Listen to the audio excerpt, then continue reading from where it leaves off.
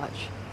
Now let's get the latest on the US travel ban and how it's affecting people from the UK and from around the world. With me, Christi Jackson, an immigration lawyer from Laura Devine Solicitors, which provides specialist advice on all aspects of immigration to the UK and the US. Thank you for coming in. Well, the government says that if you're a UK citizen and you've got dual nationality, you will be fine to go to the United States. The Foreign Office has said that again, but it said that if you're unsure whether you're affected by the measures, you should contact the nearest US embassy or consulate for advice. We've heard from the US embassy this morning saying don't schedule a visa appointment or pay any visa fees at this time, and if you've got an appointment, don't attend.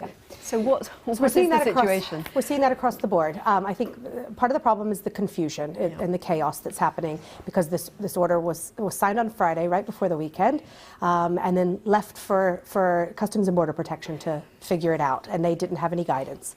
So I think we're going to see a little bit more clarity as the days go by this week. That's what we're waiting on. I do think the Foreign Office guidance that you should be fine, but check. I don't think you're going to be fine. I think you need to check, and I think that even in checking, it may depend on what airport you fly into. So we know some airports are more favorable at the moment. They're letting people in, and others aren't. Boston, for instance, Boston Logan is pretty favorable to the immigrants at the moment from the 7 countries, but just be clear on that. Are you saying that effectively officials at Boston Correct. Airport would seem to be ignoring the executive order? Or honouring the 4 judgments that were made over the weekend by federal court judges. So there was a federal court judge in Massachusetts and several judgments across the country effectively saying you can't hold permanent residents, you can't detain them, you can't deport them. So I think there's just so much confusion right now as to who is actually being affected. Does it affect dual nationals? Because the order wasn't written very clearly. It just points to people from these countries. And we don't know if from means born in, holds a passport in, or maybe once held a passport in and no longer does. So if somebody here has dual nationality and they have got a trip planned, what should they do?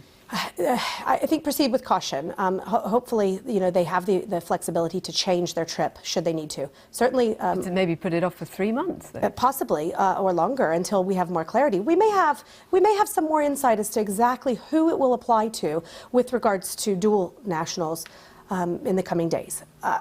We may also see, though, that new countries are added. So I think this is going to be an ever-changing topic over the next coming, months.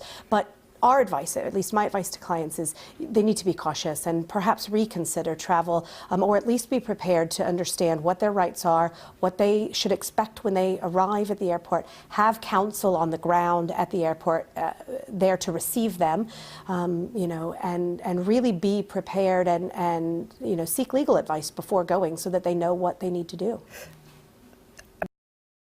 In this situation? No, but I think that they can be prepared for what the possibilities are. So what are there's only a few possibilities. They're either going to be admitted, they may be questioned and admitted, they may be questioned and detained and not admitted, or possibly deported, depending on the circumstances. But of course, every case is different, so we couldn't,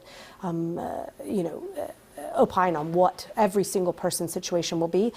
But in a very standard dual national British, maybe they hold an Iranian passport and they want to travel on holiday, I would certainly say that they need to be wary. But keep in mind, if the embassy isn't honoring any appointments and the people do need appointments for visas, they're not going to be able to get them and travel anyway. So this is really going to only affect people who maybe are able to travel visa free.